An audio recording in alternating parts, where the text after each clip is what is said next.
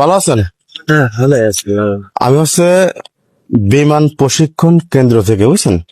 এই আমার সহকারী মিস্ত্রি আমার সাথে থাকে। তো বিষয় হচ্ছে কি,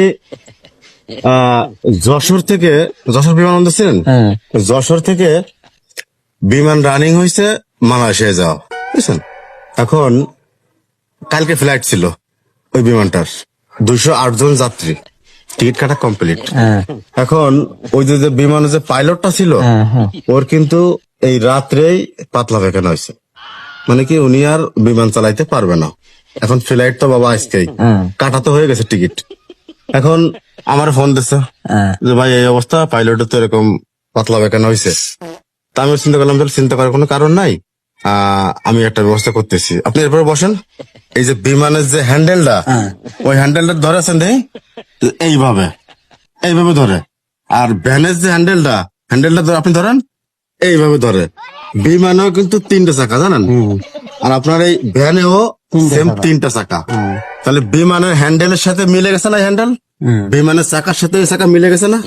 আর আপনি যে এই যে ভ্যানের ড্রাইভার, কতদিন ধরে ভ্যান চালাচ্ছেন? ভ্যান চালানোর বা সর্বোচ্চ 35। 35 বছর অভিজ্ঞতা মেলা, দীর্ঘদিনের অভিজ্ঞতা, পারফেক্ট। পারফেক্ট না? আমার নজর কখনো ভুল হয় না। জি, স্যার। টাকা দিয়ে আমি ঠিক পাইছি। 208 জন যাত্রী নিয়ে ওই যাত্রীটা বাবা, ওই বিমানটা বাবা আপনার চালাতে হবে। চালায় সিঙ্গাপুরে ওই বিমানটা পৌঁছে দিয়ে খালি বিমান নিয়ে চলে আসতে হবে, কারণ যেহেতু পাইলটের শরীর খারাপ, ও যাতে পারতেছে না। আর আপনি যেহেতু অভিজ্ঞ একজন ভ্যানের ড্রাইভার, ভ্যানের সাথে বিমানের কিন্তু সেম সেম একটা কায়দা ক্যাটাগরি আছে, মিল আছে অনেকটাই, একই অনেকটা রকম। মিল আছে। ভ্যান আর বিমান একই। আপনি দেখেন না হ্যান্ডেলটা, বিমানের হ্যান্ডেলটা কিন্তু এই যে এইভাবে ধরে, এইভাবে ধরে কিন্তু চালায়। আর ভ্যানের হ্যান্ডেলটা কিন্তু এইভাবে ধরে। কিছুটা সেম। বস, এই যে এটা দেন, এইভাবে ধরেন, হাত দিয়ে ধরেন, 2 হ্যান্ডেল। ধরুন এটা আছে না, এটা আছে ভ্যানের হ্যান্ডেল, আর বিমানের হ্যান্ডেল 2বার ধরেন, চশমা এই এই হলো বিমানের হ্যান্ডেল। মনে করেন এই যে এইভাবে ধরলে হলো ভ্যান, ভ্যান, আর এটা যদি ঘুরে দিয়ে এইভাবে ধরা হয় তাহলে কি হবে? বিমান। তাহলে আপনার কি এতে মেলা অসুবিধা হবে না বিমানটা চালাতে? পারবেন না? আপনি যেহেতু অভিজ্ঞ একজন ড্রাইভার, ভ্যানের মধ্যে আর বিমানের মধ্যে কোনো পার্থক্য নেই বাবা। ওরও 3টে চাকা, এরও 3টে চাকা।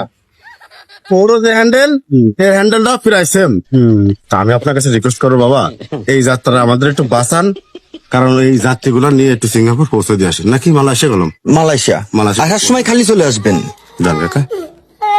মাঝে মাঝে আবার এই যে বিরতির অপশন। হ্যাঁ হ্যাঁ, ওই যদি মেলা কষ্ট হয়ে যায় মাঝে আপনার ওখানে প্ল্যাটফর্ম আছে উপরে, বসে একটু চাটা খাই আবার সুস্থ হয়ে আবার চলে গেলেন। পারবেন না কাকা একটু উপকার করতে? এই এত বড় রিস্ক আমি নিতে পারবো না।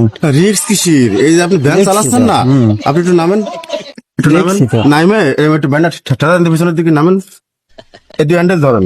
ধরেন এটা এই জায়গায়, এই যে এই বিমানের হ্যান্ডেল এরকম। ওরকম না বাবা, এই যে এইরকম বিমান হ্যান্ডেল তো এরকম, একটু পিছন ঠেলা দেন। Perfect perfect, break. বাস বাস বাস বাস, হবে। এ জায়গায় নাও, যান যান। পারফেক্ট কাকা, আর লাগবে না, আর আমাদের দেখতে হবে না। এবার আপনি বসেন, এবার আপনি আপনার আমাদের- আসলে আসেন। আপনি ওই জায়গায় বসেন আবার। কাকা দেখিস কত অভিজ্ঞতা, এখান থেকে নিয়ে গেল এখানে, আবার ওখান থেকে নিয়ে বস, আসলো। আমি তো কথা বলতেছি না যদি আপনি বিয়াদবি নেন। না বলো। যেটা আছে কাকার 35 বছরের অভিজ্ঞতা, আমার মনে হয় এই কাজটা ওনার মতো করে আর কেউ পারবে না। আমার তাই মনে হচ্ছে। এই জন্য আমি বলতেছি আর কোনো মানুষ দেখার দরকার নেই, আপনি কাকাকেই সিলেক্ট করেন। এটা আমার পার্সোনাল মতামত, আমি ওনার তরফ থেকে সুপারিশ করতেছি। প্লিজ কাকা ওনাকে দেখেন। আমাকে একটু বাঁচান বাবা, আপনার হাত ধরে করছি। আপনি আমার এই ফ্লাইটটা একটু মালয়েশিয়া পৌঁছে দিয়ে আসেন কাকা।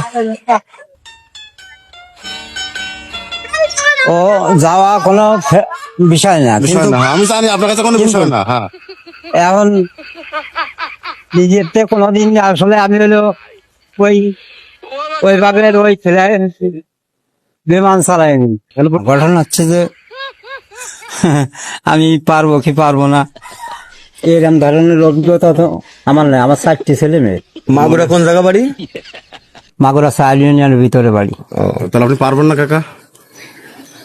পরিবারের সাথেও তো একটা আলাপ আলোচনা করতে হবে। আরে বাবা, পরিবার আপনি কি মারা যাচ্ছেন নাকি আলাপ না আলোচনা করবেন? না না, পরিবারের সাথে একটা আলাপ আছে না।